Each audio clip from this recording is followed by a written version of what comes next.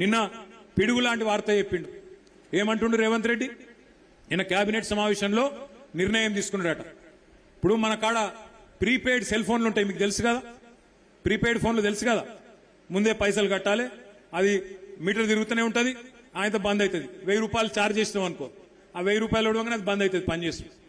రేవంత్ రెడ్డి నిన్న కేబినెట్ లో నిర్ణయం తీసుకున్నాడు.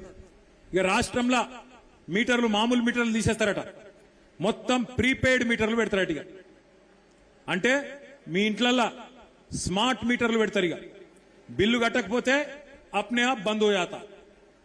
ఒక మీకే కాదు, హైదరాబాద్నే కాదు, మొత్తం రాష్ట్రంలో రైతులందరికీ మొదలు ట్రాన్స్ఫార్మర్ల కాడ మీటర్లు పెడతారట. అటెనక బాయిల కాడ మోటార్లు ఉంటాయి కదా, ఆ మోటార్లకు కూడా మీటర్లు పెడతారట. ఇక మీకు కేసీఆర్ గారు అందుకే చెప్పిండు ముందే, ఆనాడు మోడీ గారు ఎంత ఒత్తిడి తెచ్చినా, మోడీ గారు మెడ మీద కత్తి పెట్టినా కేసీఆర్ గారు ఒప్పుకోలే.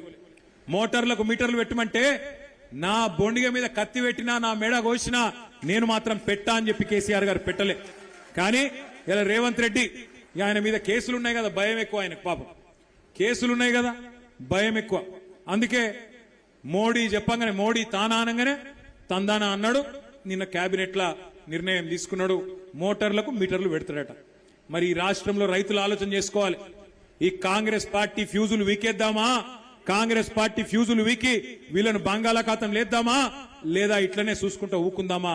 ఆలోచన చేయాలని చెప్పి నేను కోరుతా ఉన్నా.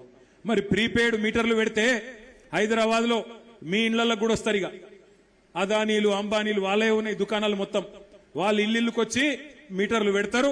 మళ్ళా ఓ దిక్కు ఫ్రీ కరెంట్ అంటారు, ఇంకో దిక్కు ఉచిత కరెంటు, ఉత్త కరెంట్ అవుతుంది, మొత్తం మళ్ళా బతుకు ఆగం అవుతుంది. కేసీఆర్ గారు అందుకే చెప్పిండు ముందే, ఆలోచించాలే, ఓటేసేటప్పుడే ఆలోచించాలే, ఆగం కావద్దు.